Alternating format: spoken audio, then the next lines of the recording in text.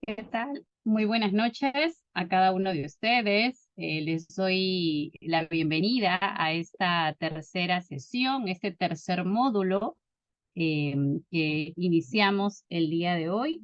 No sin antes hacer un pequeño resumen del tema que desarrollamos en el módulo anterior de este curso, de este diplomado especializado denominado el procedimiento administrativo disciplinario, ¿no? En relación pues al marco, en aplicación al marco de la ley del servicio civil.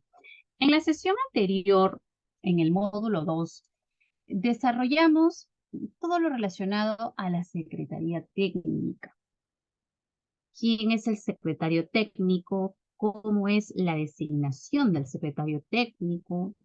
eh, ya que comentábamos en la sesión anterior, esta figura del secretario técnico, pues es una figura que se creó eh, con la publicación de la ley 30057. Específicamente esta figura se encuentra en el artículo 92 de la ley 30057, donde pues se señaló quiénes son las autoridades del procedimiento administrativo disciplinario. Entre ellos tenemos al jefe inmediato, al jefe de recursos humanos, al titular de la entidad, al tribunal del servicio civil, y se menciona en dicho artículo que el secretario técnico será el apoyo de las autoridades del procedimiento administrativo disciplinario.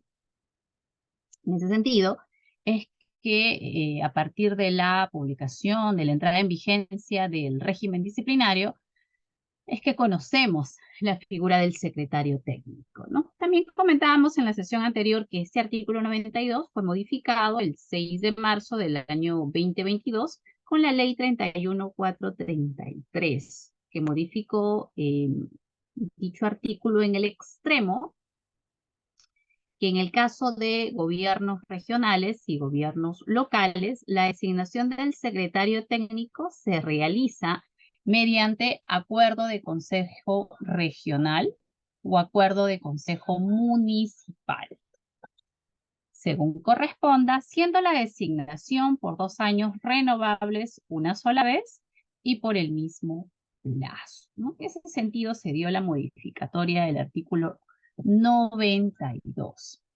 Luego también desarrollamos cuáles son las funciones del secretario técnico, porque estas no fueron desarrolladas, consideradas en la ley 30057 ni en el reglamento de la ley, sino fueron señaladas en el numeral 8.2 de la directiva 2/2015.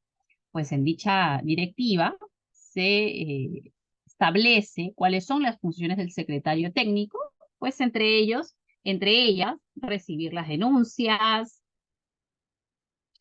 conducir la investigación preliminar, acopiar indicios, proponer la adopción de medidas cautelares y ser el soporte jurídico de las autoridades, ¿no? Tanto las autoridades en la fase instructora como las autoridades en la fase sancionadora. En dicho numeral 8.2, también se señala que una de las funciones del secretario técnico pues es emitir el informe de precalificación. Comentamos también en la sesión anterior la figura del secretario técnico suplente, ¿no? Este secretario técnico suplente es designado cuando el secretario técnico titular es denunciado, se encuentre procesado o se encuentre inmerso en alguna de las causales de abstención. También comentamos cómo podría generarse una actividad preparatoria.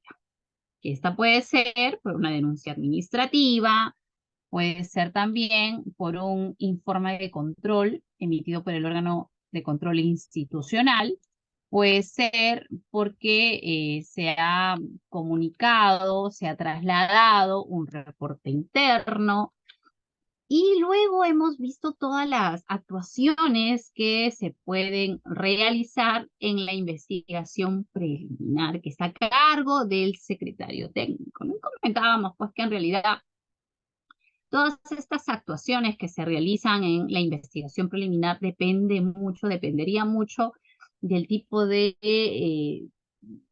tipo de caso que se ha comunicado. Les comentaba que yo había tenido un caso donde nos habían trasladado la agresión física de un servidor hacia otro y como en el ambiente pues habían cámaras de seguridad, pues solicitamos la grabación de las cámaras de seguridad, ¿no? Se recabaron declaraciones testimoniales y principalmente lo que solicitamos en todos estos tipos de denuncias, comunicaciones que se traslada a la Secretaría Técnica, pues siempre es el informe escalafón, el resumen de gajo, así lo denominan en algunas entidades, donde se señale cuáles son los datos del servidor, cuál es el cargo que tenía, a qué área se encuentra asignado, cuáles son sus funciones, qué es lo principal también en esta información que vamos a recabar. En esta etapa preliminar, luego de haber recabado, de haber realizado estas actuaciones, producto de todo el resultado que obtengamos, pues el secretario técnico se encarga de emitir el informe de precalificación. Este informe de precalificación tiene una estructura que se encuentra establecida también en la Directiva 2/2015, ¿no? Básicamente debe contener la identificación del servidor, debe describir los hechos, debe de señalar cuál es la norma presuntamente jurídica vulnerada, la descripción de los hechos, fundamentar en caso el secretario técnico recomiende declarar no al lugar al trámite y por ende archivar esta investigación preliminar, debe estar debidamente fundamentada o en todo caso debe de señalar las razones por las cuales recomienda un inicio de procedimiento administrativo disciplinario. Y si fuera este caso, si fuera lo último, pues lo que correspondería sería que en este informe se señale cuál es la posible sanción ante la presunta falta administrativa, para lo cual también se debe identificar al órgano instructor competente, ¿no? Y también si se consideraría no adoptar una medida cautelar y por ende recomendar el inicio de procedimiento administrativo disciplinario. En la sesión anterior también conversamos sobre las causales de abstención. Dichas causales las encontramos en el artículo 99 del TUO de la Ley de Procedimiento Administrativo General. Son 6 causales que se encuentran en dicho artículo y el procedimiento a seguir en caso alguna de las autoridades del procedimiento administrativo disciplinario o el secretario técnico también se encuentre inmerso en alguna de estas causales, pues el procedimiento a seguir se encuentra en el artículo 100, en el artículo 101 y 102 del TUO de la Ley de Procedimiento Administrativo General. Otro de los temas que también desarrollamos fue las medidas cautelares, cuál es su finalidad, cuáles son sus requisitos, cuáles son los tipos de medidas cautelares, quién resuelve la medida cautelar, quién la solicita y cuándo caducan dichas medidas cautelares. Y finalmente, hicimos algunos comentarios en relación a la resolución de Sala Plena 10/2020, que es un precedente administrativo sobre el procedimiento para la determinación de la autoridad que debe intervenir como órgano instructor en caso exista una discrepancia con la propuesta que haya emitido, pues el secretario técnico en su informe de precalificación. En esta resolución de Sala Plena, pues se señalaron 5 supuestos y para cada uno de estos supuestos se estableció también una respuesta para cada uno de ellos, ¿no? Ante cualquiera de estos supuestos que pudieran darse, ¿no? Recordemos que se toma en consideración para resolver este tipo de situaciones, todo lo relacionado a la competencia que se encuentra regulado en el artículo 93, 94 y 95 del TUO de la Ley de Procedimiento Administrativo General. Listo. El día de hoy vamos a continuar con nuestro tercer módulo. Este tercer módulo trata, voy a proyectar las láminas, las tenemos aquí, listo. Este tercer módulo que vamos a desarrollar el día de hoy trata sobre la fase instructiva del procedimiento administrativo disciplinario. ¿Cuándo nos referimos a la fase instructiva? Recordemos que en el módulo anterior conversamos sobre la investigación preliminar. Una vez que el secretario técnico, después de haber realizado una evaluación, considere que hay elementos de que un servidor ha cometido o habría cometido una presunta falta administrativa, pues recomienda un inicio de procedimiento administrativo disciplinario y esta recomendación se remite pues al órgano instructor competente.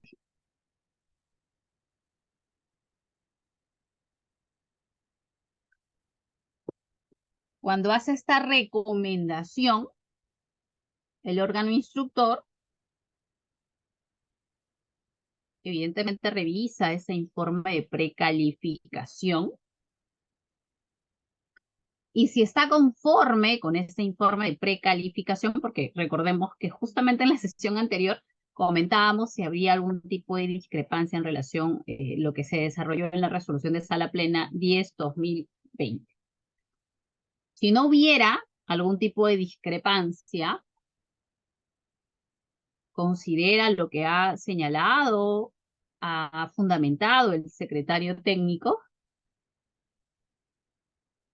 emite un acto de inicio de procedimiento administrativo disciplinario, que puede ser a través de una carta, puede ser a través de una resolución, ¿no? Lo importante es que contenga toda la estructura, que el día de hoy lo vamos a revisar. Y este acto se notifica al servidor. Allí es que nos encontramos en la fase instructiva. Y eso es lo que vamos a conversar el día de hoy, señores. Para ello, recordemos que el procedimiento administrativo disciplinario es un procedimiento administrativo sancionador, pero tiene una particularidad. Este se funda en una relación jurídica de una sujeción especial que tiene el servidor civil respecto de la administración. Y esta sujeción especial a la que nos referimos es el vínculo que une al servidor con la administración pública, y justamente por este vínculo que los une a la administración pública le permite actuar, ejercer su potestad sancionadora en relación al servidor civil. Evidentemente, esta sujeción especial a la que estamos haciendo referencia es distinta a la general, que es aquella relación, es aquel vínculo que tienen los administrados, cualquier tercero, con la administración pública, porque han presentado un trámite, porque están a la espera de una respuesta por parte de algunas entidades públicas. Entonces es distinta esa sujeción especial que lo une al servidor con la administración pública.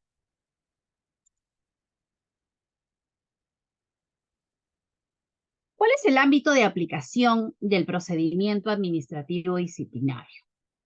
Según las entidades públicas, nosotros sabemos que tenemos entidades tipo A y tipo B.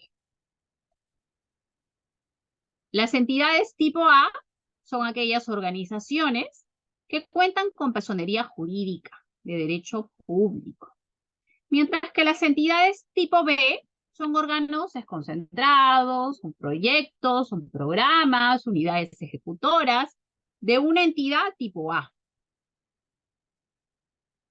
que conforme a la ley 28411 y al MOP debe de cumplir con algunos criterios. ¿Cuáles son estos?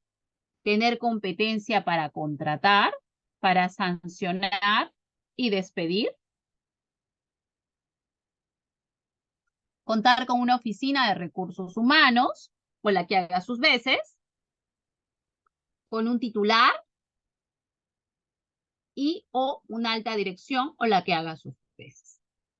Y contar con resolución del titular de la entidad pública a la que pertenece, definiéndola como entidad tipo B. Un ejemplo sería el Ministerio de Desarrollo e Inclusión Social, que es una entidad tipo A, el MIDIS. Y este ministerio tiene, por ejemplo, varios programas sociales que han sido definidos como entidades tipo B.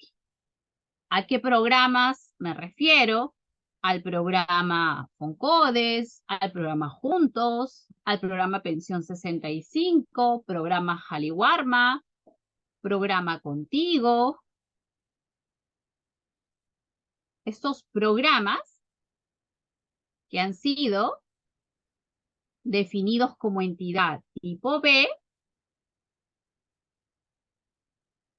tienen pues al Ministerio de Desarrollo e Inclusión Social como entidad tipo A. Pero cumplen con todas estas características, estos criterios que hemos señalado. El procedimiento administrativo disciplinario, según su temporalidad, nosotros sabemos que el 4 de julio del año 2013 se publicó en el Diario Oficial El Peruano la Ley 30057, la Ley del Servicio. El 13 de junio del año 2014, es decir, casi un año después, 11 meses, se publicó el reglamento, los 3 reglamentos de la Ley del Servicio Civil. Sin embargo, se hace la precisión en el reglamento que el régimen disciplinario de la ley Servir, aquel que se encuentra desarrollado del artículo 85 en adelante de la ley 30057, todavía entraría en vigencia el 14 de septiembre del año 2014, es decir, 3 meses después de la publicación del reglamento. En ese sentido, todos los hechos comunicados, todas las faltas comunicadas, a partir del 14 de septiembre del año 2014, se tramitan, se procesan según las reglas del régimen disciplinario de la ley 30057. Antes de esta fecha, todos recordaremos que los procedimientos administrativos disciplinarios se tramitaban a través de comisiones, comisión de procedimiento administrativo disciplinario. Yo recuerdo que antes de la entrada en vigencia del régimen disciplinario, antes del 14 de septiembre del año 2014, trabajaba en una comisión de procedimientos administrativos disciplinarios. Y en esta comisión de una entidad que funciona a nivel nacional y que en esta entidad habían servidores que pertenecían al régimen del Decreto Legislativo 728, 276, 1057, ¿no? Cada uno de estos servidores eran procesados si cometían alguna falta administrativa disciplinaria con una directiva específica que tenía la entidad para cada uno de ellos y con su marco legal, ¿no? El Decreto Legislativo 728, el 276 y el 1057. Entonces lo tramitamos de esa manera. Verificamos en primer lugar, evidentemente, si había incurrido en una falta administrativa, y lo otro, que era lo trascendente para ese entonces, era verificar el régimen laboral que tenían los servidores. Y en función a ello es que se llevaba el procedimiento administrativo disciplinario.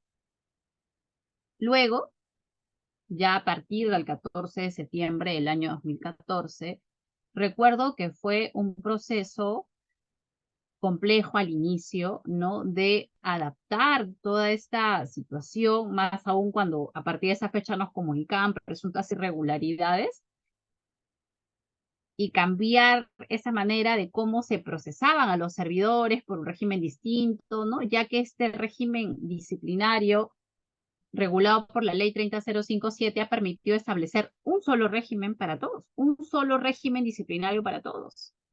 Tenemos reglas sustantivas, reglas procedimentales que aplican para los servidores que pertenezcan al régimen del Decreto Legislativo 728, 276, el régimen 1057, CAS, y también los servidores que pertenezcan al régimen de la ley 30057. Entonces ya todos estos servidores, en caso incurran en una falta administrativa, son procesados a través del régimen disciplinario, de las reglas establecidas en la ley 30057. Esa es la diferencia. Y justamente a lo que estamos haciendo referencia, estas reglas procedimentales que se establecieron en la ley 30057 y también en el reglamento de esta ley, pues hacen una división, ¿no? Ya que dentro de las reglas procedimentales se consideran a las autoridades competentes del PAR, estas que se encuentran establecidas en el artículo 92 de la ley 30057, las etapas y fases del procedimiento administrativo, la fase instructiva y la fase sancionadora, a cargo de autoridades diferentes. Los plazos y formalidades de los actos procedimentales, por ejemplo, cuánto tiempo tiene el servidor para presentar su informe de descargo, ¿no? Que es uno de los temas que vamos a tratar el día de hoy. Cuál es el plazo que tiene el órgano instructor para emitir su informe final, son considerados como reglas procedimentales. Las reglas sobre la actividad probatoria y ejercicio del derecho de defensa también es una regla procedimental, así como las medidas cautelares, que es un tema que abordamos en la sesión anterior. Y como reglas sustantivas, pues tenemos a los deberes y obligaciones del servidor, los derechos que tiene el servidor, las incompatibilidades, las prohibiciones, las faltas y sanciones que son tan importantes que las vamos a ver en el quinto y sexto módulo, y los plazos de prescripción que lo conversaremos en la siguiente sesión. Entonces, como podemos apreciar, ese régimen disciplinario pues estableció reglas sustantivas y procedimentales. Ahora bien, es importante también señalar quiénes son los sujetos del procedimiento administrativo disciplinario. Y tenemos, en primer lugar, al servidor civil. El servidor civil es sujeto del procedimiento administrativo disciplinario, el que, ojo, en el ejercicio de sus funciones incurre en conducta infractora de una falta administrativa disciplinaria. En ese sentido, se imputa, se atribuye cargos y se procesa al servidor civil en función al puesto que ocupaba o que ocupa cuando cometió la infracción y al momento en que se cometió. Señores, teniendo en consideración esta definición que hemos dado de el servidor civil como sujeto de un procedimiento administrativo disciplinario, yo quisiera que ustedes me contesten una pregunta, para lo cual pueden levantar la mano, pueden escribir su respuesta a través del chat. En la sesión anterior puse este ejemplo y hoy lo voy a volver a preguntar. Lo voy a volver a preguntar. Imaginemos que un servidor civil, vamos a llamarlo Juan Pérez, estuvo en una entidad X hasta el 31 de diciembre del año 2022. 31 de diciembre del año 2022. Hoy, 17 de noviembre del año 2023, el servidor Juan Pérez ya no está trabajando en esa entidad X porque dijimos que tuvo vínculo hasta el 31 de diciembre del año 2022. Ahora, este año, Juan Pérez se encuentra laborando en la entidad Z. Tiene vínculo con esta entidad Z. Pero ¿qué ocurre? Que la entidad X, donde trabajó Juan Pérez, advierte hoy, 17 de noviembre del año 2023, que Juan Pérez, cuando ejerció el cargo como, vamos a poner, especialista en el área de selección de recursos humanos, cometió una falta. Y como hoy lo advierten, inician un procedimiento administrativo disciplinario. La pregunta es la siguiente, señores. ¿Será posible que ahora, hoy, 17 de noviembre del año 2023, la entidad X inicie un procedimiento administrativo disciplinario a Juan Pérez, quien ya no tiene vínculo con dicha entidad porque ahora se encuentra en otra entidad? ¿Será posible que inicien procedimiento administrativo disciplinario o ya no podrán iniciarle un procedimiento administrativo disciplinario porque ya no tiene vínculo? ¿Qué opinan, señores? Quien desee intervenir puede levantar la mano, por favor, si no pueden también escribir sus respuestas. Víctor Raúl nos dice sí. Y Martín Tejada nos dice no, ya prescribió, fue en el 2017. ¿Qué opina el resto, señor? ¿Será posible que hoy,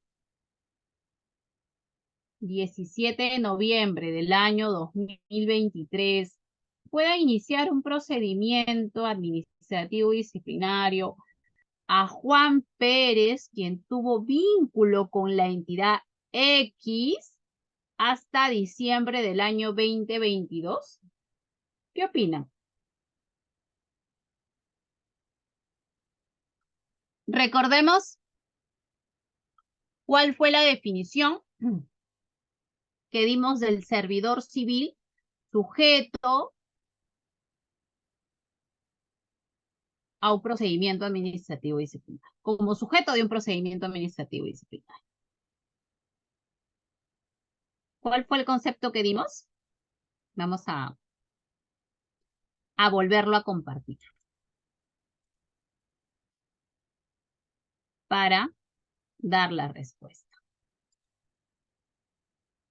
el servidor civil, que es sujeto de un procedimiento administrativo disciplinario, es aquel que en el ejercicio de sus funciones, ojo, en el ejercicio de sus funciones, incurre en conducta infractora de una falta administrativa disciplinaria.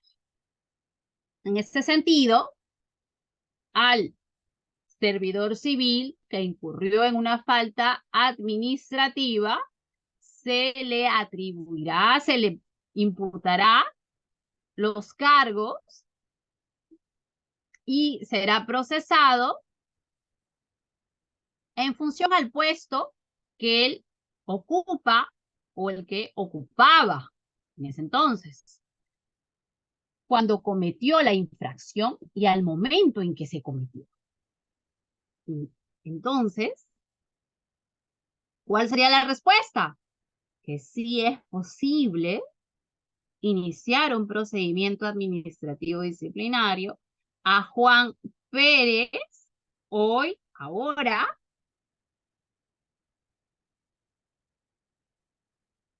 en noviembre del año 2023, pese a que ya no tenga vínculo con la entidad, porque recordemos que él solamente tuvo vínculo con la entidad X hasta el 31 de diciembre del año pasado. Entonces, sí es posible, señores, justamente por esta figura, por esta definición que estamos dando del servidor civil. Martín, en la próxima sesión desarrollaremos la figura de la prescripción. No recuerdo haber dicho que los hechos eran del año 2017, no. Dije que él cometió la falta el año pasado. En todo caso, ya en la próxima sesión también vamos a definir esta figura de la prescripción, en qué consiste, ¿no? Porque si evidentemente fueran los hechos del año 2017, en efecto, ya estaría prescrito. Pero eso ya lo vamos a conversar en la siguiente sesión. No nos vamos a adelantar el día de hoy.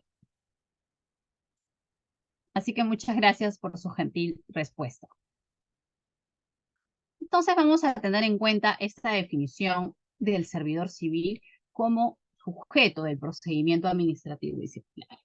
Ahora bien, también es importante señalar quién es considerado un ex servidor civil. Porque en muchos casos, el servidor CAS, claro que sí, Martín. Recordemos que los servidores civiles, ¿no? Somos todos, en realidad, porque representamos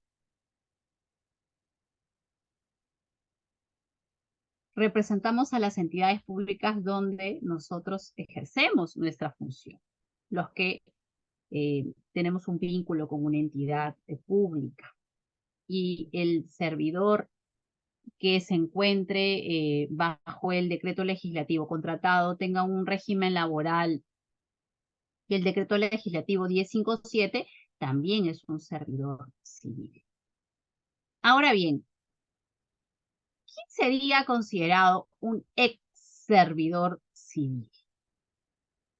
¿Podríamos decir que Juan Pérez sería un ex servidor civil o solo un servidor civil?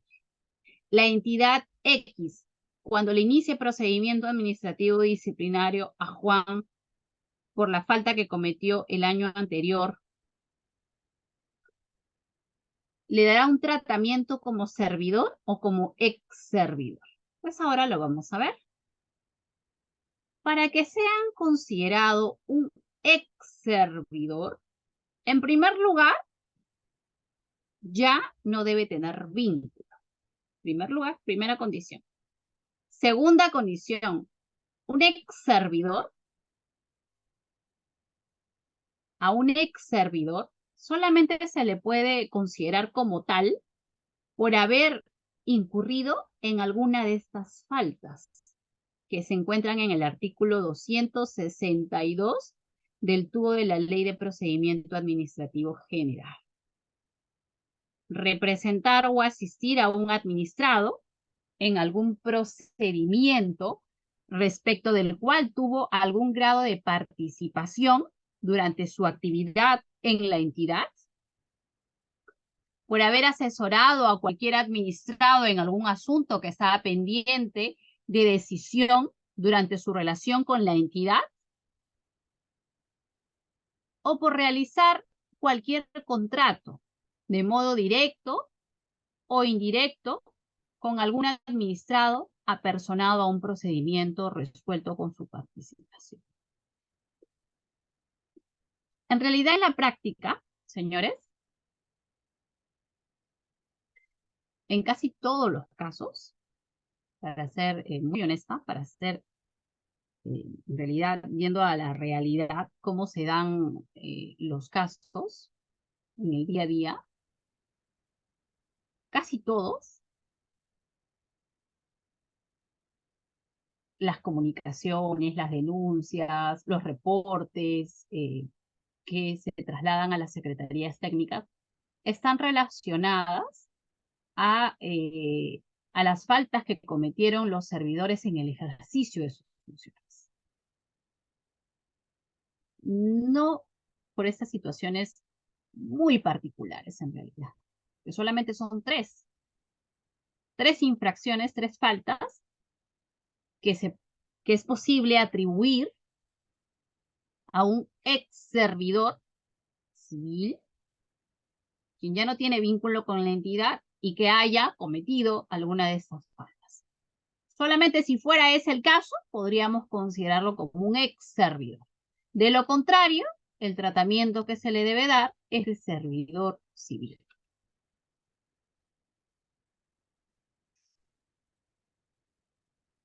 Ahora bien, corresponde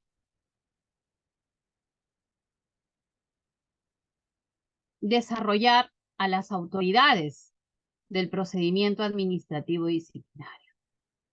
Y las autoridades, como lo habíamos comentado, se definen en el régimen disciplinario en función a la recomendación de la sanción que se establezca en el informe de precalificación. Tenemos cuatro tipos de sanciones: la amonestación verbal, la amonestación escrita, la suspensión sin goce de remuneraciones y la destitución.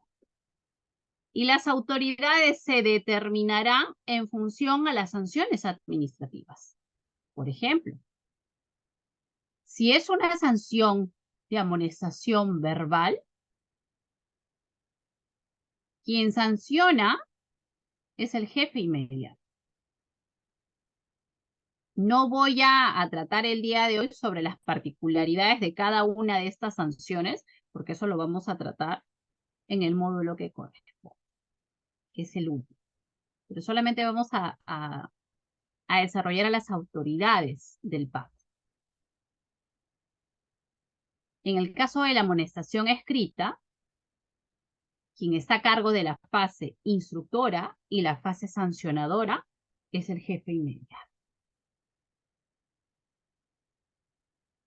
Y distinto es el caso para la suspensión sin goce de remuneraciones, porque para el caso de la suspensión, quien está a cargo de la fase instructora será el jefe inmediato.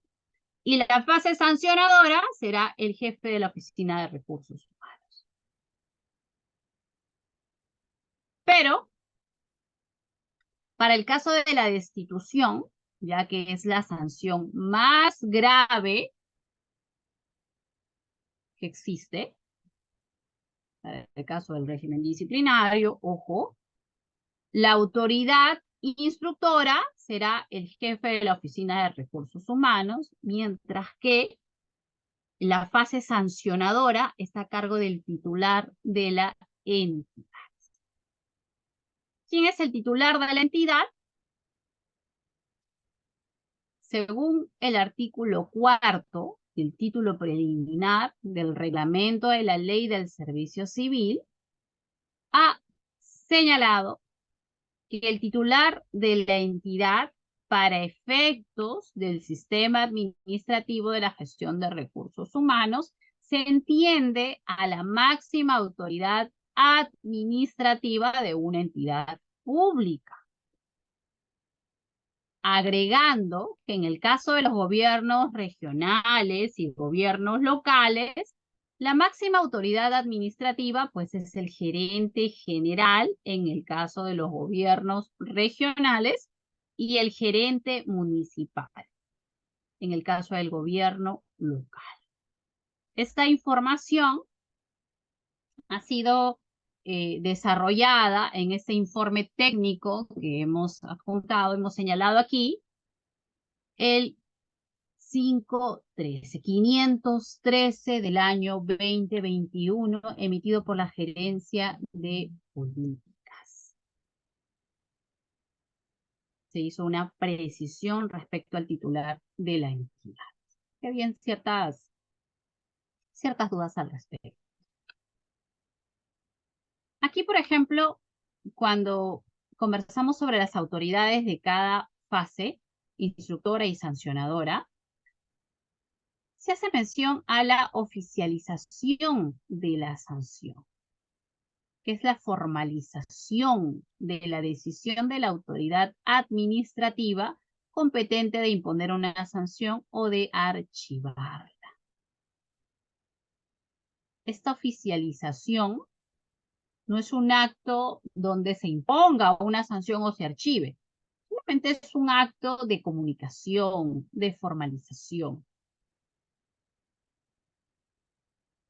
Ahora bien, cuando conversábamos sobre las autoridades, instructoras y sancionadoras, Isabel, tú mencionaste que para el caso de la sanción de amonestación escrita, tenemos al jefe inmediato, quien asume la fase instructora y la fase sancionadora. Pero ¿cómo identificamos al jefe inmediato? Es una buena pregunta.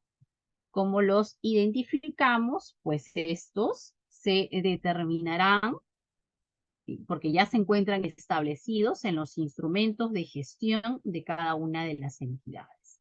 ¿Cuáles son estos instrumentos de gestión? Pues el manual de organización y funciones, el reglamento de organización y funciones, el manual operativo y todos aquellos instrumentos donde se definan las funciones y las atribuciones de las entidades, de los órganos desconcentrados, proyectos, programas o unidades ejecutoras. También se han previsto las autoridades instructoras para el caso del gobierno nacional, ¿no? Donde se conforman comisiones ad hoc para investigar a funcionarios involucrados en un procedimiento administrativo disciplinario. Por ejemplo, para el caso del gobierno nacional, tenemos como órgano instructor, se conforma una comisión ad hoc donde debe encontrarse conformada por 2 funcionarios de rango equivalente y el jefe de la Oficina de Recursos Humanos, mientras que el órgano sancionador está a cargo del titular de la entidad. Para el caso de los gobiernos regionales y locales, tenemos también como órgano instructor al jefe inmediato y como órgano sancionador se conforma una comisión ad hoc donde se encuentren 2 miembros elegidos entre los directivos de la entidad de rango inmediato inferior y también al jefe o responsable de la Oficina de Recursos Humanos. Para el caso del gerente público, también se tiene en consideración, ¿no? ¿Cuál es el tipo de vínculo que tiene el gerente público? Por ejemplo, si el gerente público se encuentra asignado a una entidad y está sujeto a un régimen laboral de una entidad X, pues quien asume la potestad disciplinaria será la entidad donde el gerente público se encuentre asignado. Pero si el gerente público está con disponibilidad remunerada o con disponibilidad sin remuneración, quien ejerce la potestad disciplinaria será servir. Eso se encuentra establecido en su decreto legislativo 1024. Y recordemos que hace un momento hemos definido a los ex servidores civiles, que son aquellos que deben de cumplir dos requisitos. En primer lugar, no tener vínculo con la entidad, y en segundo lugar, solamente son considerados como ex servidores aquellos que han incurrido en alguna de las faltas que se encuentran en el artículo 262 del TUO de la Ley de Procedimiento Administrativo General. Si fuera el caso, no se considera como un ex servidor, y las autoridades previstas para el caso de los ex servidores son las mismas que se han previsto para el caso de la sanción de destitución. Es decir, quien asume como órgano instructor es el jefe de la Oficina de Recursos Humanos, y como órgano sancionador es el titular de la entidad. Y la sanción prevista para los ex servidores será la inhabilitación. Ahora bien, ya que hemos conversado sobre la investigación preliminar, sobre las autoridades en el procedimiento administrativo disciplinario, recordemos esta preetapa, si queremos llamarlo de esa manera, donde tenemos a las actividades preparatorias. ¿Alguien me podría, por favor, recordar quién está a cargo de las actividades preparatorias? ¿Será alguna autoridad? Si alguien desea, por favor, levantar la mano o en todo caso escribir su respuesta a través del chat, se lo agradecería. Muchísimas gracias, Waldir. ¿Quién está a cargo de las actividades preparatorias? Waldir nos dice la Secretaría Técnica. Muchas gracias, Waldir. En efecto, quien está a cargo de las actividades preparatorias es la Secretaría Técnica. De que está a cargo, como se encuentra señalado en esta lámina, de la investigación preliminar, emite su informe de precalificación, tramita su abstención en caso se encuentre en alguna de las causales de abstención, y evidentemente si recomienda un inicio de procedimiento administrativo disciplinario, esto evidentemente tiene que estar fundamentado, se tiene que señalar cuál es la norma presuntamente vulnerada, se tiene que señalar también cuál es la posible sanción a imponer, y en función a esa sanción se tiene que identificar a la autoridad competente de iniciar el procedimiento administrativo disciplinario.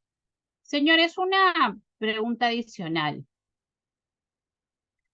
¿El secretario técnico será una autoridad del procedimiento administrativo disciplinario?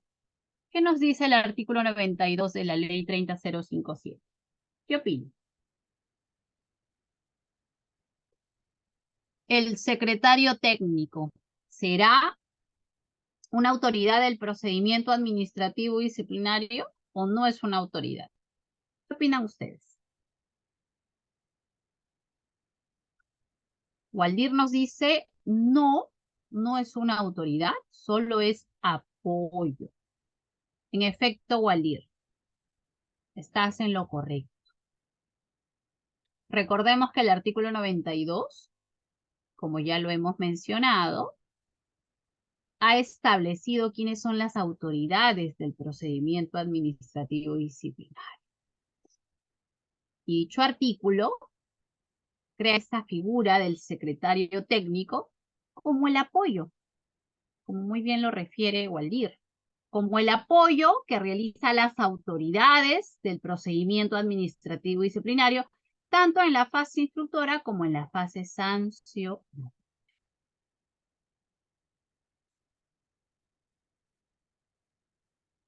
Ahora bien, entonces, las actividades preparatorias concluyen con la emisión de este informe de precalificación que emite el secretario técnico, donde está recomendando un inicio de procedimiento administrativo y disciplinario, porque recordemos que también el secretario técnico tiene la otra posibilidad de emitir un informe, declararlo no al lugar y por lo tanto archivar preliminarmente esa denuncia, esa investigación. Pero ya estamos en el otro supuesto donde sí advierte el secretario técnico que hay elementos para recomendar un inicio de procedimiento y por lo tanto fundamenta, establece ya las partes que hemos contenido que debe contener ese informe de precalificación donde se recomienda un inicio de procedimiento y lo traslada al órgano competente, quien asume la competencia en la fase instructiva. Y aquí podríamos decir nosotros que la fase instructiva, señores, iniciará, tengo dos alternativas para ustedes, con la emisión de este acto que inicia el procedimiento administrativo disciplinario, donde se le imputa al servidor cuál es la falta que ha cometido, quién es la autoridad competente, cuál es la posible sanción que puede recibir. Es con este acto que podemos decir ya se inició la fase instructiva o es con la notificación de este acto. ¿En qué momento podríamos decir nosotros que se inició el procedimiento administrativo disciplinario? Waldir y Martín nos dicen con la notificación. En efecto, ambos están en lo correcto. Con la notificación de este acto, nosotros podemos decir se inició el procedimiento administrativo disciplinario.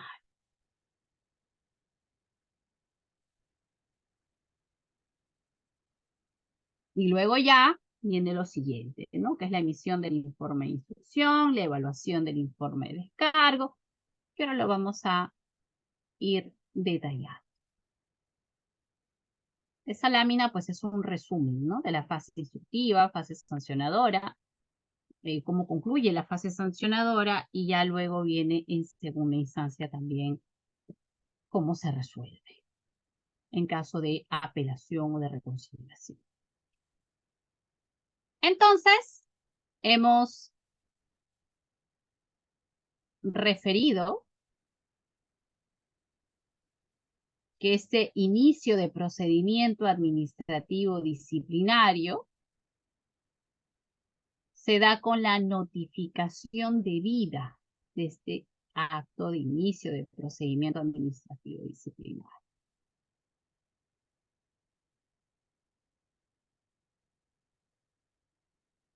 ¿Por qué es tan importante este acto de inicio?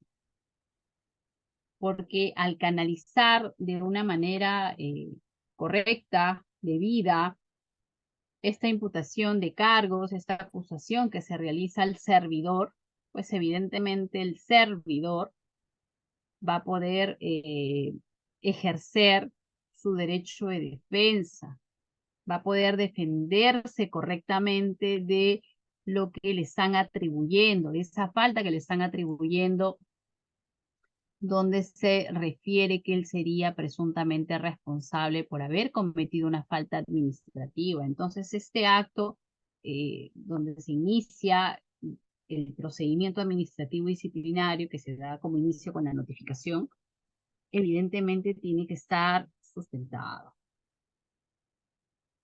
para que no se vulnere ninguno de los principios, ¿no? Principalmente el debido procedimiento, como lo desarrollamos en nuestra primera sesión. El artículo 107 del reglamento de la ley del servicio civil y también, ojo, la Directiva 2/2015, que regula el régimen disciplinario. Específicamente les voy a señalar cuál es el anexo. Es el anexo D de la Directiva 2/2015. Señalan cuáles son los elementos de inicio de procedimiento, donde se señala se establece esta imputación de cargos. En primer lugar, se debe identificar al servidor civil. Se debe señalar, evidentemente, cuál es su nombre, su apellido, bajo qué decreto legislativo se encuentra, tiene vínculo con la entidad, en qué área, gerencia específica él se encuentra o se encontraba cuando cometió la falta. Eso es importante, señores. ¿Por qué? Porque eso nos va a permitir establecer de una manera adecuada a la autoridad competente. Porque de lo contrario, podríamos establecer a una autoridad, por ejemplo, ¿no? Si un servidor tiene un vínculo con una entidad y, por ejemplo, se encuentra en el área A y posteriormente postula un concurso y gana en otro cargo, a otra área, con un vínculo distinto, en un área B, y cuando nosotros conocemos los hechos, el señor ya no está en el área A, sino en el área B, pues lo que debemos de verificar es cuándo, en qué momento él cometió la falta. Si cuando estaba en el área A o en el área B, porque eso dependerá de determinar de una manera adecuada a la autoridad competente.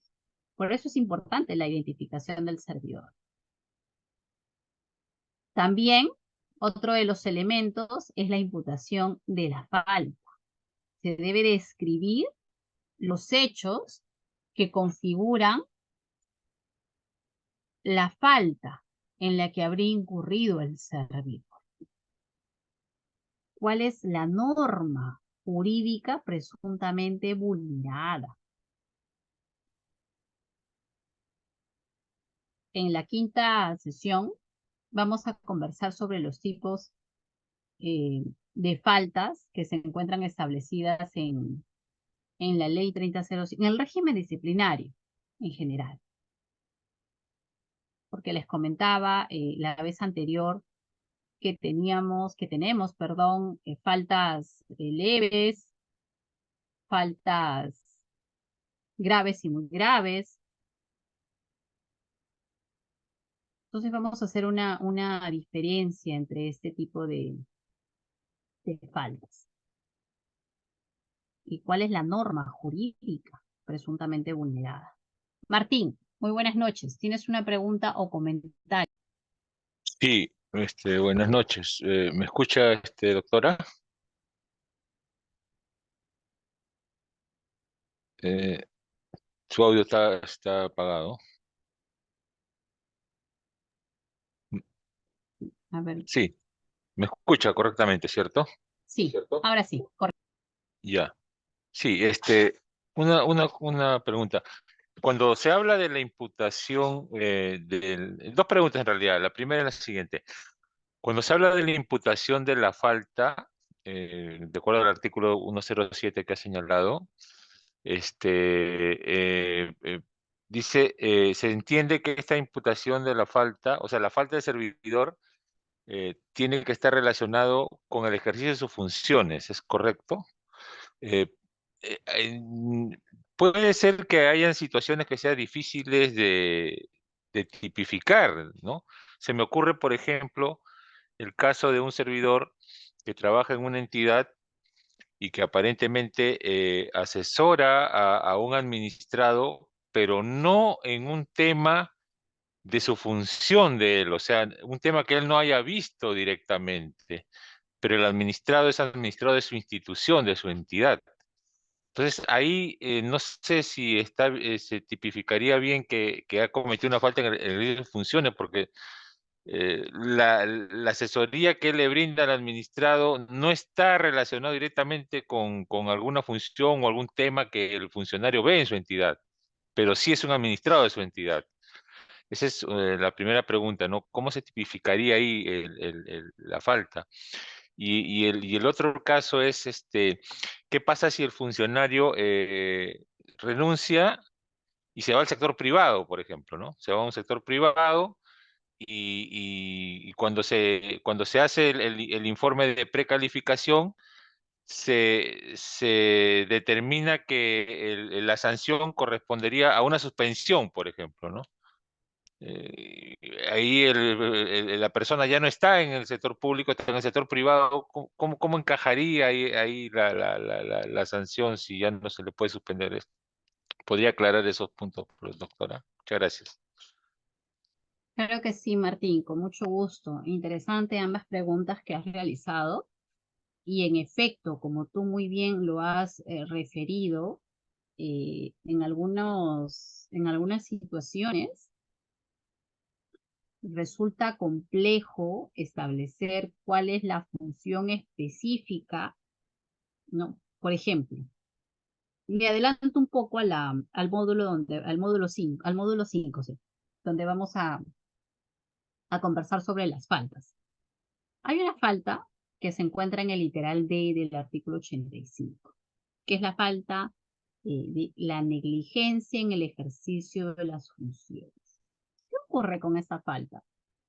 Bueno, como ya lo hemos comentado, a partir pues del 14 de septiembre del año 2014 entra en vigencia la ley 30057 y por lo tanto lo que es el régimen disciplinario, mejor dicho, el régimen disciplinario, disculpen, entra en vigencia el 14 de septiembre del año 2014. Y este artículo 85 pues establece como falta grave o muy grave la que se encuentra en el literal D del artículo 85, llamada la negligencia en el ejercicio de las funciones.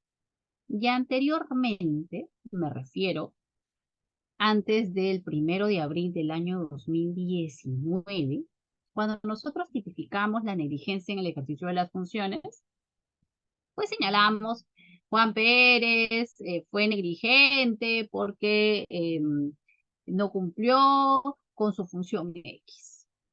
Y por lo tanto, se considera que se inicia procedimiento, se le debe imponer tal sanción.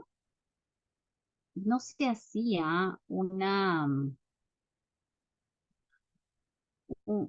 sea, no existía una exigencia, no teníamos una exigencia para hacer una precisión respecto a qué función nos estamos refiriendo, que Juan Pérez la hizo de una manera negligente.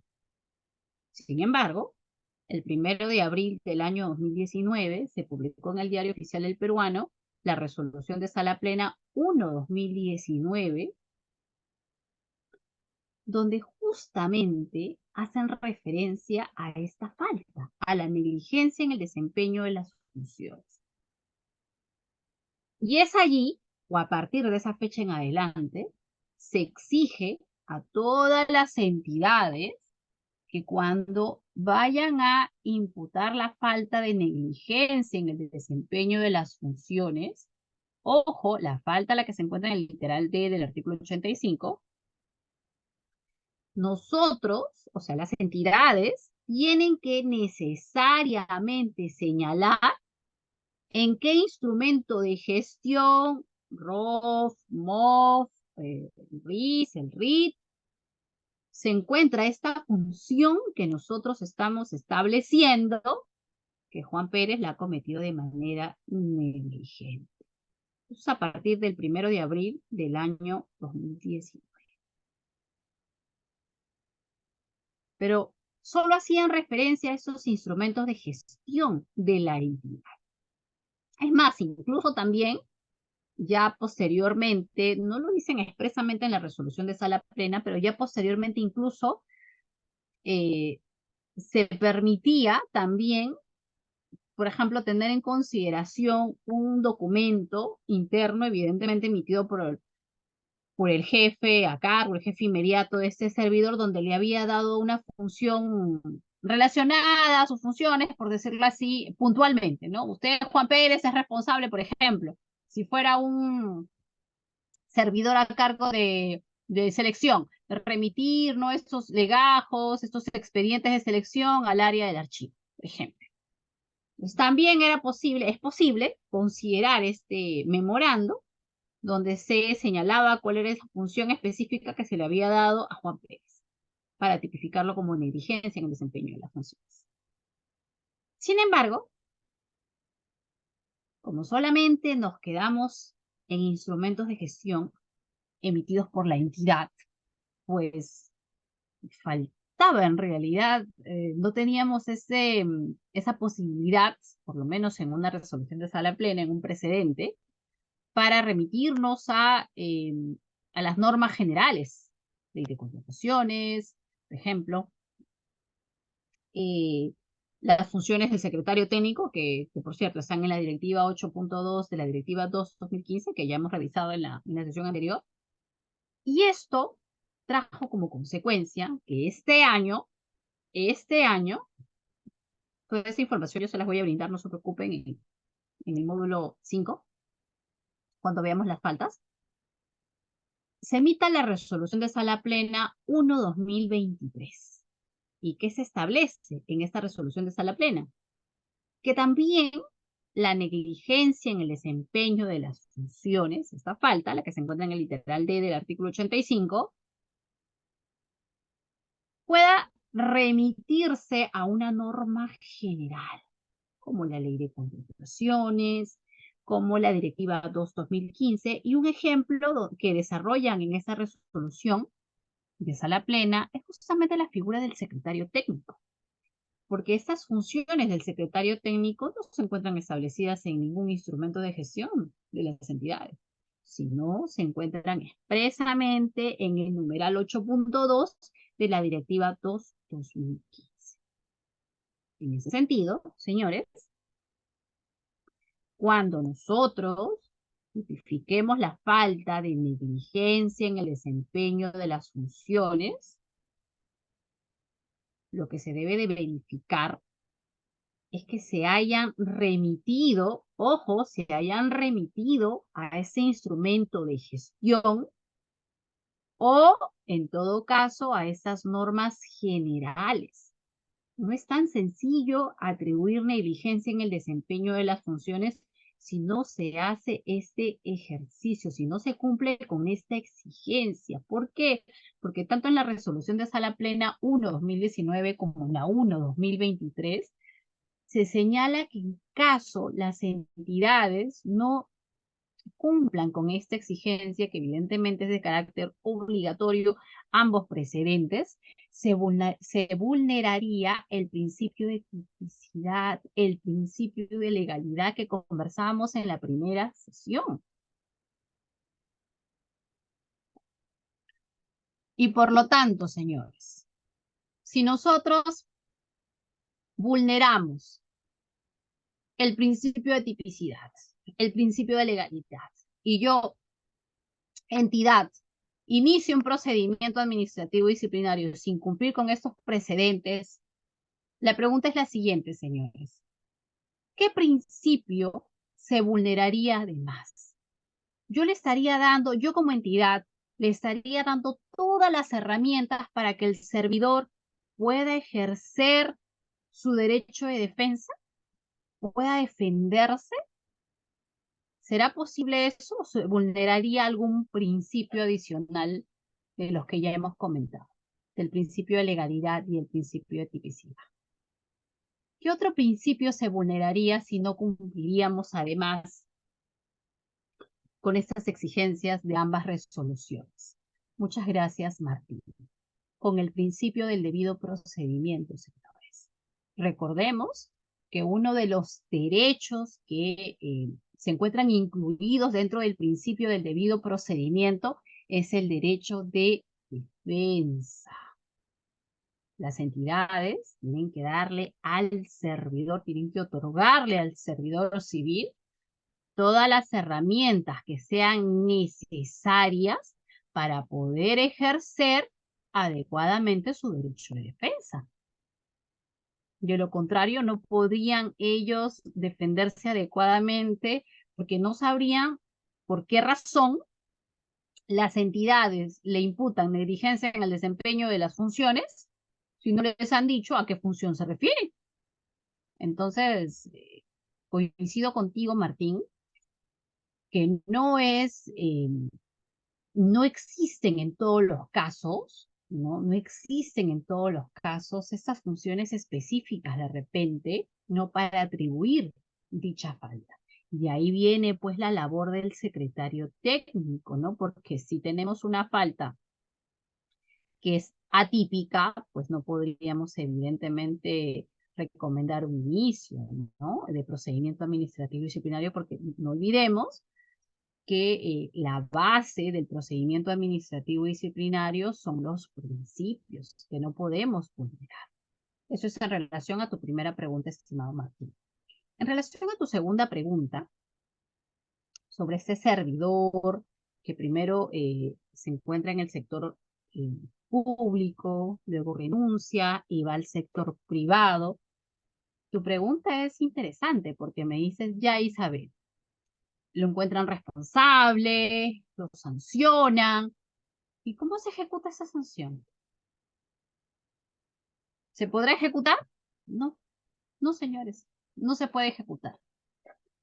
Porque ya el servidor que se encuentra en otro ámbito, y me voy a adelantar cuando veamos las sanciones en la última sesión,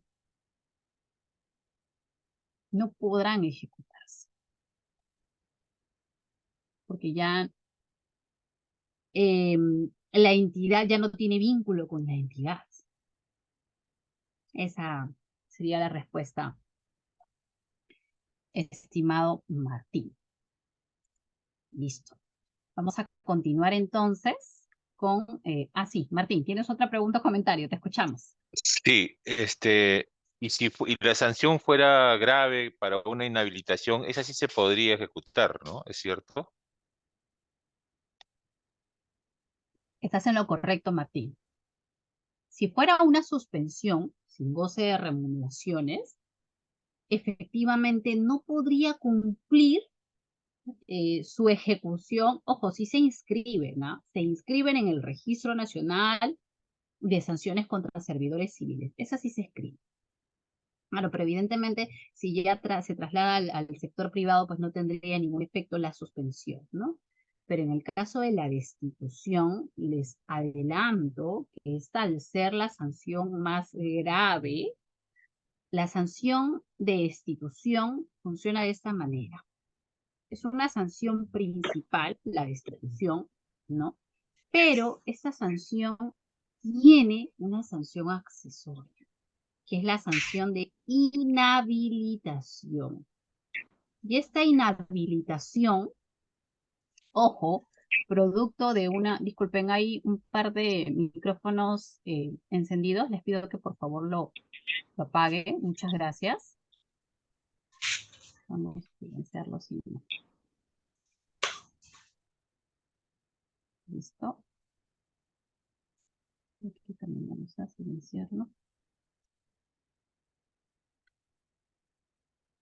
Ya, ahora sí, disculpen. Les comentaba, la sanción de destitución es una sanción principal. Y esta sanción tiene a su vez una sanción accesoria. ¿Cuál es la sanción accesoria? La sanción de inhabilitación. Es decir, si un servidor es sancionado con la destitución y posteriormente tienen que transcurrir un plazo, ¿no? Por el tema de la apelación, y eso ya lo vamos a ver más adelante con más detenimiento, pero solamente les voy adelantando. Si ya ha pasado el plazo, ha transcurrido los 15 días hábiles y, por ejemplo, imaginemos que el servidor no apeló. Si no apeló, la entidad tiene que inscribir esta sanción de inhabilitación en el Registro Nacional de Sanciones contra Servidores Civiles.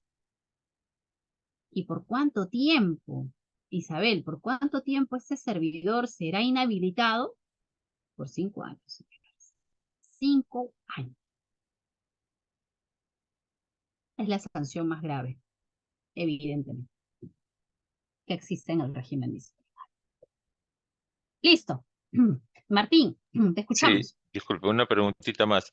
¿Es correcto que cuando ya ha iniciado el disciplinario, el procedimiento, el servidor no puede renunciar a la entidad?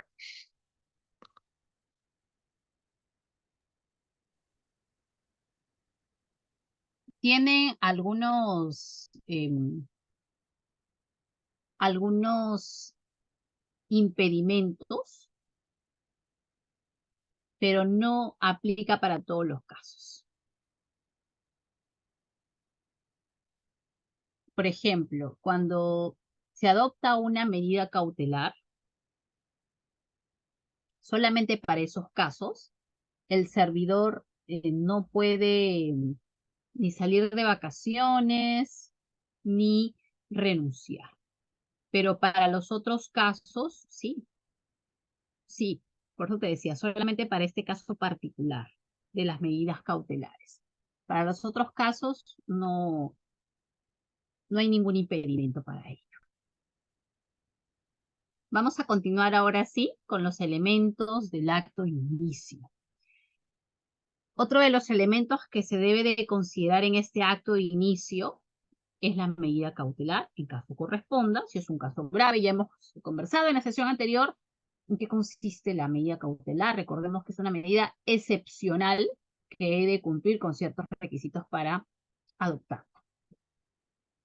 Se debe señalar cuál es la sanción que corresponde a la falta imputada, cuál es el plazo que tiene el servidor para presentar su descargo, cuáles son los derechos, cuáles son las obligaciones que tiene el servidor en el trámite del procedimiento, cuáles son los antecedentes y documentos que dieron lugar al inicio del procedimiento, quién es la autoridad competente para recibir los descargos y cuál es el plazo que tiene el servidor para presentar sus descargos. Aquí una pregunta, señores, para ustedes. ¿Cuál será el plazo que tiene el servidor para presentar su informe de descargo? ¿Cuál será el plazo? ¿Cuánto tiempo tendrá el servidor para presentar su informe de descargo? ¿Qué opinan, señores? ¿Cuál será el plazo que tiene el servidor para presentar su informe de descargo?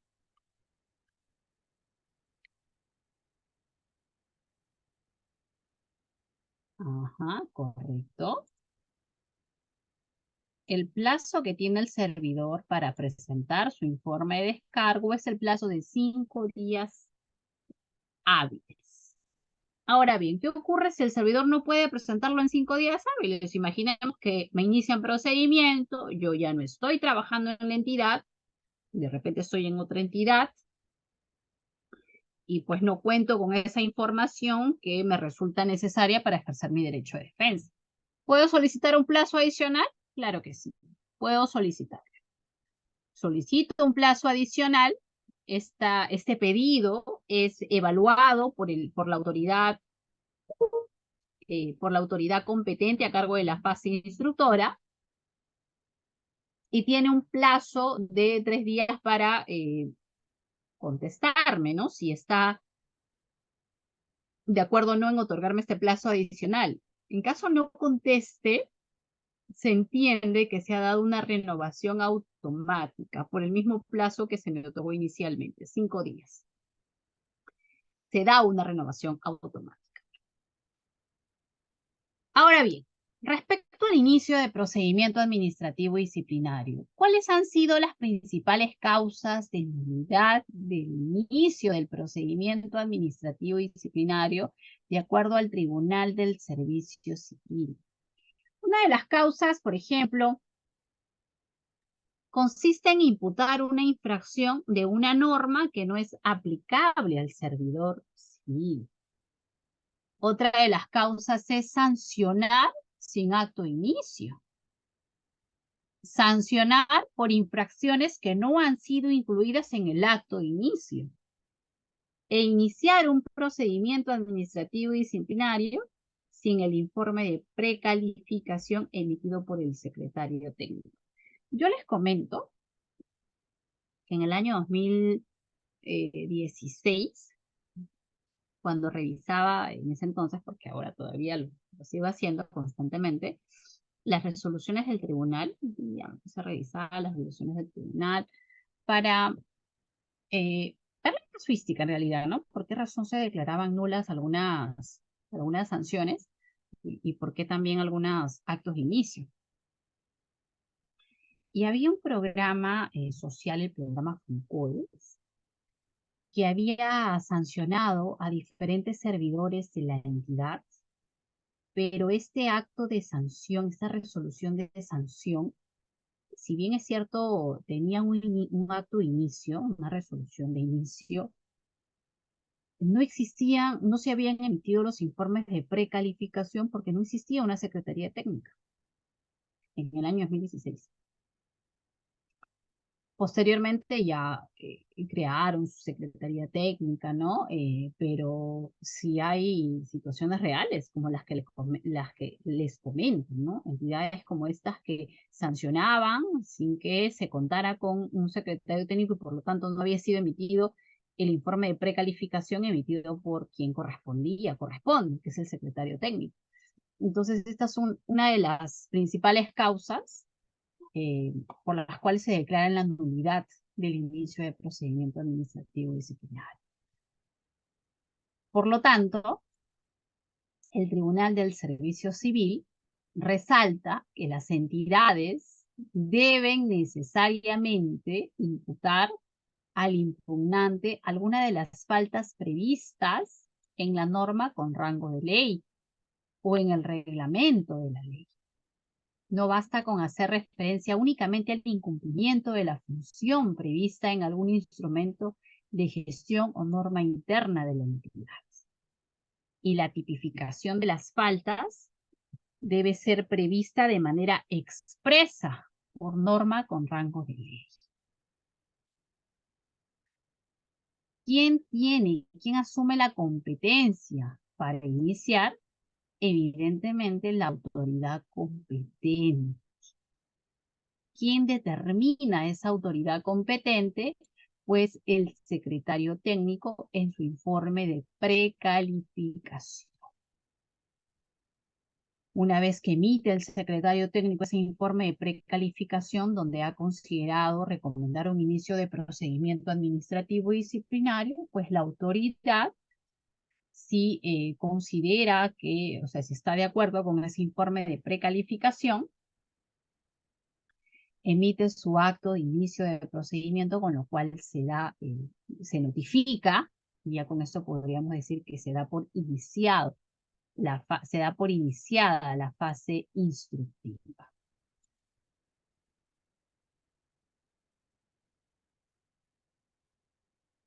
Una vez iniciado el procedimiento administrativo disciplinario, el servidor,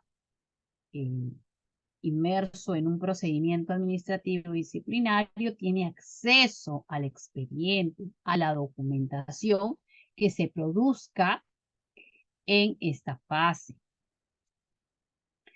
El órgano instructor competente está obligado a admitir las pruebas propuestas por los imputados y si las rechaza debe de motivarlas. Debe de prevalecer el impulso de oficio de la autoridad instructora sin perjuicio que el administrado desee actuar pruebas. Y el informe del órgano instructor concluirá con la emisión del informe final que lo remite al órgano sancionador competente también. El órgano instructor puede disponer la actuación de medios probatorios, porque también se puede realizar ello en la fase instructora, para lo cual solicitará el apoyo del secretario técnico. Rige en esa fase el principio de impulso de oficio y se aplica a todas las normas, todas las disposiciones en relación a la instrucción del procedimiento según el tubo de la Ley de Procedimiento Administrativo General. En esta fase, la autoridad instructora también puede disponer la acumulación de los procedimientos administrativos que guardan relación según las reglas del tubo de la Ley de Procedimiento Administrativo General. Todo ello con la finalidad, pues, de simplificar y otorgar celeridad y eficacia a los procedimientos administrativos. ¿Cuáles son los requisitos de los medios probatorios que se dan en esa fase? Pues la pertinencia, ¿no? Que la prueba guarde relación directa o indirecta con los hechos objetos del proceso, la utilidad o relevancia, ¿no? Que implique un probable aporte para el esclarecimiento del objeto del proceso, la oportunidad que sean ofrecidos en la etapa correspondiente del procedimiento y la licitud, ¿no? Que es otro de los requisitos de los medios probatorios. ¿Cuándo se rechazan los medios probatorios? Cuando no son útiles. Cuando no están destinados a acreditar hechos contrarios a una presunción de derecho absoluto, no controvertidos, imposibles, notorios o de pública evidencia. En este tipo de situaciones, estos medios probatorios pueden ser rechazados por la autoridad instructora. Aquí hay una pregunta para ustedes, ¿no? La obtención de un audio sin que las partes involucradas en el mismo supiesen que han sido grabados pueden constituir un medio probatorio en un procedimiento administrativo disciplinario. Para ello, les compartimos este informe técnico, el 897 del 2017, emitido por la Gerencia de Políticas respecto a la licitud de los medios probatorios. ¿Y qué se señala en dicho informe técnico? Que la ilegalidad de la prueba puede no considerarse cuando se trate de proteger fines constitucionalmente superiores a los afectados por tal valoración. Las grabaciones o escuchas secretas deberán considerar prueba lícitas y válidas siempre que cumplan con esto. Al menos uno de los interlocutores grabados que intervienen en la conversación tengan conocimiento de la grabación y que el contenido utilizable de la conversación no pertenezca al ámbito privado o íntimo de los interlocutores grabados, lo cual no sucederá cuando ella esté referida a la comisión de hechos punibles, cuya persecución sea de carácter público. Entonces ya sabemos qué es lo que se señala en este informe técnico del año 2017. Martín, te escuchamos. Sí, doctora. Eso aplica, se entiende que aplica también a los videos, ¿no? No solamente a las grabaciones de audio. También aplica el mismo concepto a un video. Claro, pero O- debe de cumplir con estos requisitos, ¿no? Y en se- realidad, pues esto fue desarrollado también en esta resolución emitida por la Sala de Apelaciones de la Corte Superior de Justicia en un expediente particular, ¿no? Entonces es ahí donde se ha desarrollado todo lo relacionado a la licitud de los medios probatorios. ya, pero eso lo ha tomado, digamos, servir para los procedimientos administrativos disciplinarios. O sea, Correcto. Ese ha sido tendría, el sustento. ya, ok, tendría que ser, dice, tendría que cumplir esos dos requisitos o al menos uno de ellos. No, los dos requisitos. Ya, ya, ok, ok, ok. Sí, O sea, estimado, los dos requisitos. si le graban a alguien un video, tendría que, las personas grabadas tendrían que saber por lo menos uno que tiene que tener conocimiento, ¿no? Uno. Ok.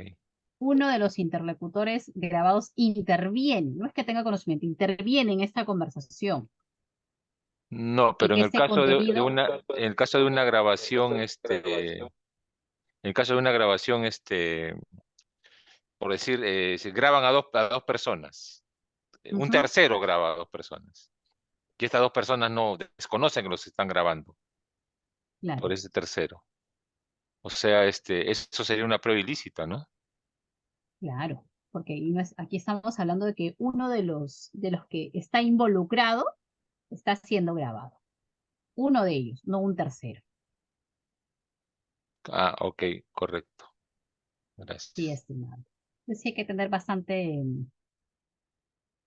hay que tomar con pinzas en realidad los medios probatorios para que después estos no sean rechazados o observados por el administrado en realidad, ¿no? Hemos conversado sobre la fase instructora, las autoridades competentes, cómo se inicia, cuáles son los elementos de inicio que debe contener la fase instructora, cuáles son el procedimiento en sí, ¿no? En relación a al plazo que tiene el servidor para presentar su informe de descargo.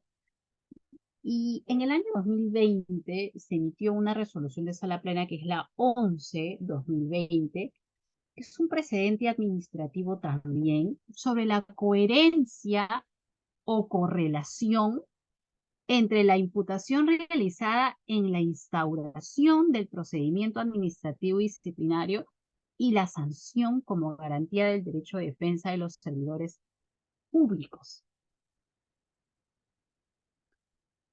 Hace un momento conversábamos cuáles eran las causales de nulidad. Y justamente una de esas causales de nulidad del Tribunal del Servicio Civil es esta. En mérito a ello, esto motivó la publicación de esta resolución de sala plena. ¿Y qué se le pidió y qué se mencionó en dicha resolución? Que cuando se imputa a un servidor ciertas faltas y por lo tanto la vulneración de determinadas normas, estas deben de señalarse tanto en el acto de inicio de procedimiento administrativo disciplinario y en caso se haya probado su responsabilidad en relación a esa imputación que se hizo en un primer momento en el acto de inicio, pues se tiene que mantener en la fase sancionadora, porque no es posible, por ejemplo, en el acto de inicio, a mí me inicien un procedimiento administrativo disciplinario y me señalen, por ejemplo, tu servidora has cometido la falta de, por ejemplo, vamos a poner un ejemplo, la falta de negligencia en el desempeño de las funciones. Pero ya en el camino nos hemos dado cuenta que no solamente ya en la fase sancionadora me dice eso, ¿no? Ya en el camino, cuando hemos concluido la fase instructora y ya hemos hecho una valoración en la fase sancionadora, hemos verificado de que no solamente has cometido la falta de negligencia en el desempeño de las funciones, sino también, por ejemplo, has incurrido en inasistencias injustificadas, por poner un ejemplo, en inasistencias injustificadas. Y por lo tanto, ya en la fase sancionadora, te sancionamos por haber sido negligente y por haber incurrido en inasistencias injustificadas. ¿Qué se estaría vulnerando? ¿Qué principios se estarían vulnerando si ocurriera eso? Principios de coherencia, correlación entre la acusación que me hacen en un primer momento en el acto de inicio y la sentencia, por decirlo de alguna manera, ¿no? En este acto que concluye, este acto que me sanciona. Y todo ello ¿Qué conllevaría? ¿A qué conllevaría? ¿Qué vulneración de qué principio que hace un momento me contestaron vulneraría? El principio del debido procedimiento, porque la entidad no me estaría dando a mí como servidora las herramientas para defenderme por la falta de inasistencias injustificadas, porque a mí en un primer momento solamente me dijeron, Isabel, tú te vamos a iniciar un procedimiento administrativo disciplinario por haber sido negligente en el desempeño de tus funciones. Pero en ningún momento yo he tomado conocimiento que también me están sancionando por inasistencias injustificadas. Entonces, ¿qué se refiere? ¿A qué se señala en esta resolución de sala plena? Que el tribunal considera que se vulnera el derecho de defensa del servidor en los siguientes supuestos. Cuando se inicia el procedimiento administrativo disciplinario, atribuyéndose un hecho y se sanciona por otro distinto. Cuando se inicia el procedimiento administrativo disciplinario, atribuyéndose un hecho y se sanciona añadiéndose a tal hecho otros que no fueron imputados en el acto de inicio. Cuando se inicia el PAD, atribuyéndose una falta y se sanciona por otra falta. Cuando se inicia el PAD, atribuyéndose una falta y se sanciona añadiéndose a tal falta otras que no fueran iniciadas que no fueron imputadas en el acto de inicio. Cuando se inicia el procedimiento, cuando se inicia el PAD y se sanciona al servidor atribuyéndose una determinada falta sin precisarse el hecho y la norma incumplida. Es decir, no se precisa de forma clara y expresa todos los elementos de imputación. Vulneración del principio de tipicidad. Recordemos cuáles son los elementos del principio de tipicidad. Uno de ellos será la claridad de la imputación. Entonces aquí apreciamos en qué supuestos el tribunal considera que se vulnera el debido procedimiento, se vulnera el derecho de defensa del servidor.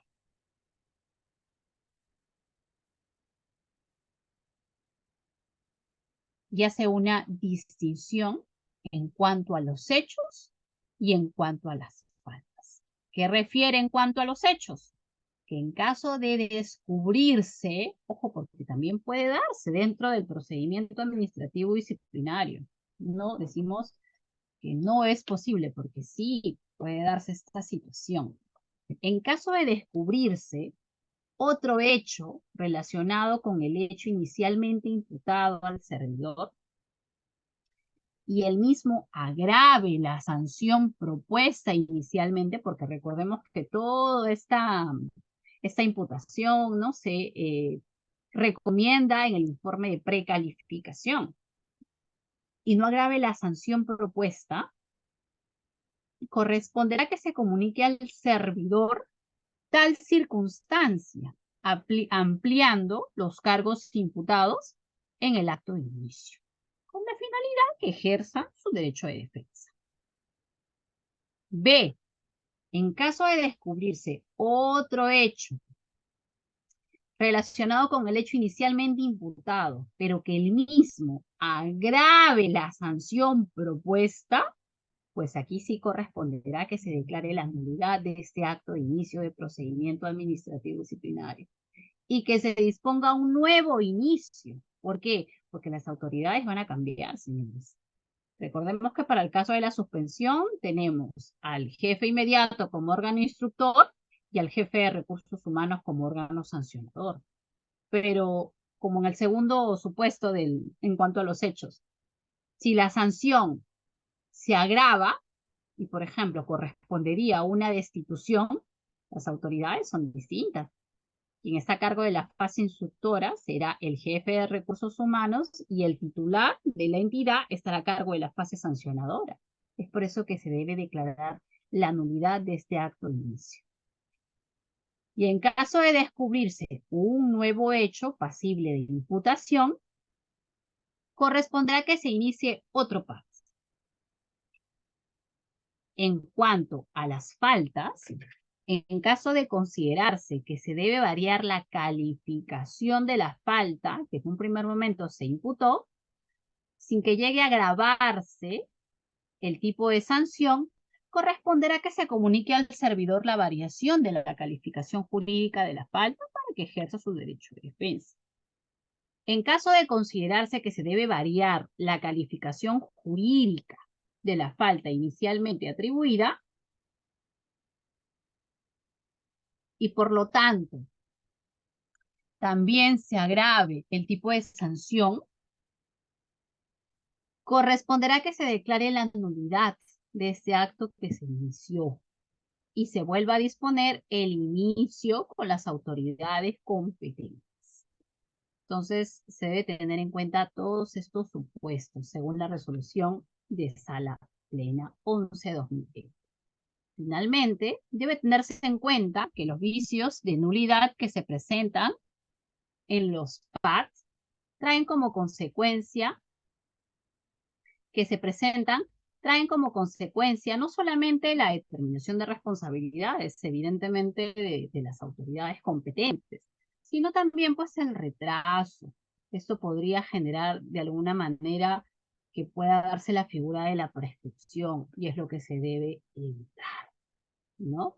Por lo tanto, es que se exhorta a las entidades que al momento de emitir este informe de precalificación a cargo del secretario técnico se haga una valoración en cuanto a todos los hechos que se tengan, ¿no? Para no incurrir en nulidades, en retrotraer el procedimiento, para volver a iniciar el procedimiento administrativo disciplinario. Eso es lo que quería comentarles el día de hoy con este tema que nos ha correspondido abordar el día de hoy, que es la fase instructora. Quisiera, por favor, saber si hay alguna pregunta, algún comentario, por favor. Tenemos algunos minutos para que ustedes puedan realizar algunas preguntas respecto al tema que hemos abordado el día de hoy. Martín, te escuchamos.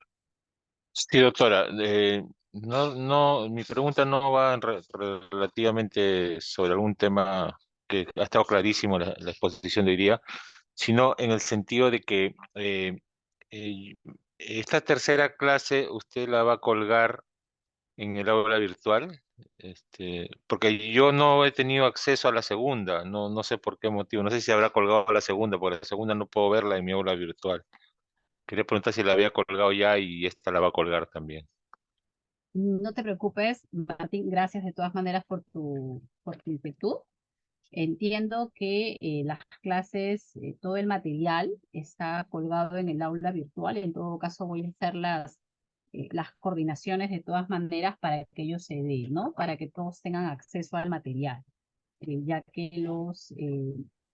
ya que el material que otorgamos nosotros es en función a cada uno de los módulos que venimos desarrollando, ¿no? Y ahí damos datos muy importantes como informes técnicos, como resoluciones de sala plena, que evidentemente hacen que la sesión se vuelva mucho más beneficiosa para todos. Así que no te preocupes, Martín, de todas maneras yo voy a hacer la consulta porque entiendo que sí están colgadas en el aula virtual, pero ahora terminando la sesión vamos a hacer la coordinación. Miguel, muy buenas noches. ¿Tienes una pregunta o comentario? Sí, buenas noches. Bueno, para fortalecer de alguna u otra manera lo que mi compañero antes te dio, que sí, el material, por favor, en el aula virtual o en el grupo de WhatsApp, por favor. Y una de mis grandes preguntas es también que el secretario técnico ha tenido, por ejemplo, ha elaborado un informe de precalificación en cuestiones donde él solito se contradice. En un ítem señala que merece una suspensión y bueno, espero que sea por error. Y en otro ítem señala a la vez que amerita una destitución. Entonces, mi interrogante es, ya lo mencionó que se puede suspender hasta 5 años. ¿Qué causal debe de pasar para llegar que el servidor público llegue a una destitución? Esa es mi primera pregunta. Mi segunda pregunta es cuestiones de que ya estableció bien claro los plazos para que pueda contestar su informe. Cuando se le notifica al servidor público son 5 días hábiles. Y en el supuesto caso de que haya una negligencia del servidor, que no quiera contestar, que ya no esté trabajando en la institución pública, ni tampoco quiera contestar a ese procedimiento administrativo, ¿cómo se califica o cuál es el procedimiento que tiene que proseguir el órgano? ¿Cómo se llama? El órgano que lo va a iniciar el proceso disciplinario. Gracias. A ti, Miguel, muchas gracias por tus preguntas. En relación a la primera pregunta, el artículo 85 ha establecido cuáles son las faltas graves y muy graves que pueden tener como consecuencia la sanción de destitución o también de suspensión sin goce de remuneraciones. Entonces, para determinar que una sanción amerite que una falta amerite la sanción de destitución, necesariamente, estimado, tenemos que hacer toda una valoración de los criterios de graduación que se encuentran en el artículo 87 de la ley 30057. Una vez que la autoridad sancionadora, a cargo de la fase sancionadora, haga una valoración en función a la falta cometida, porque, ojo, recordemos que de acuerdo al principio de proporcionalidad, que lo vimos en la primera sesión, cuando tratamos el tema de los principios del PAS aplicables en el PAD, efectivamente, ¿no? Tenemos que, en mérito a ese principio, la sanción que se imponga tiene que ser proporcional a la falta cometida. Y esta valoración solamente la realizará la autoridad sancionadora competente una vez que analice cuáles son estos criterios de graduación de la sanción. En relación a tu segunda pregunta,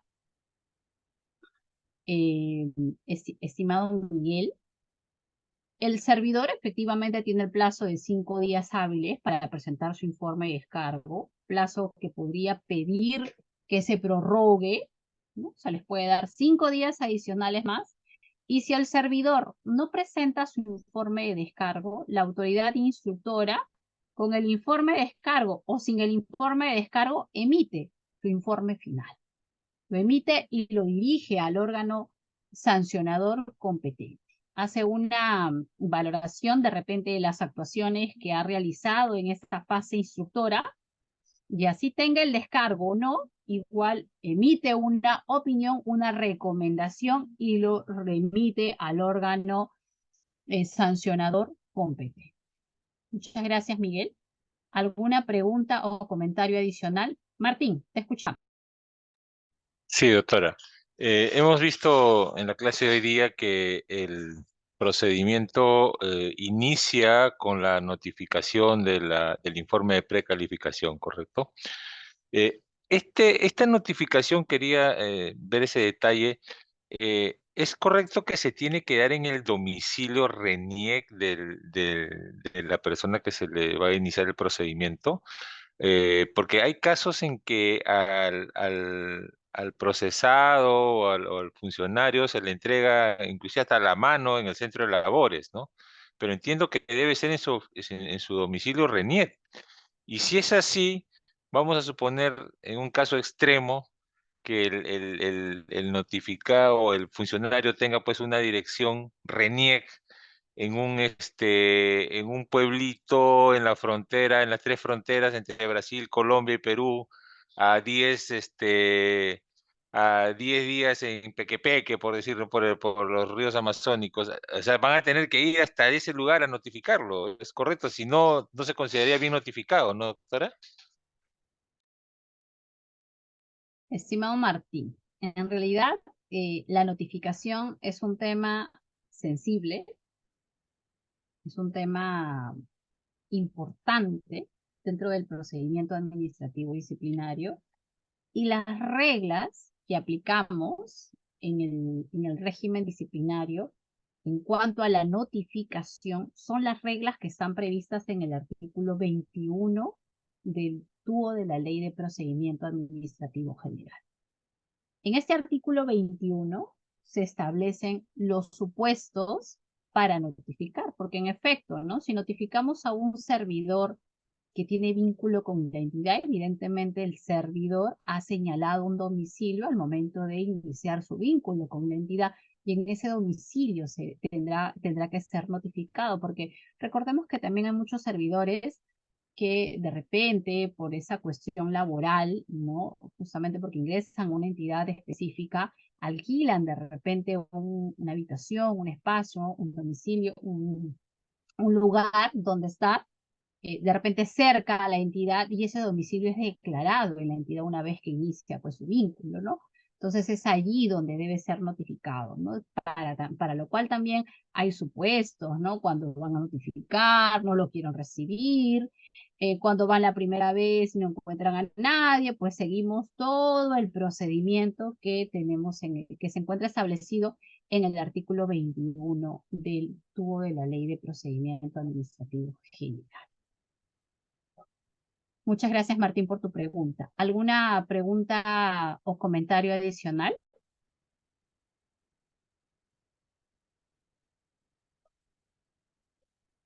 ¿No? Entiendo que no. En todo caso, en relación al comentario de Martín y de Miguel respecto a las láminas, al material, no se preocupen que voy a hacer ahora las coordinaciones respectivas para que sean colgados oportunamente. Muchísimas gracias por su atención, por su participación. Agradezco mucho ese interés que muestran ustedes en cada una de las sesiones y nos estamos viendo el próximo viernes para desarrollar nuestro cuarto módulo. Muchísimas gracias. Muy buenas noches a todos.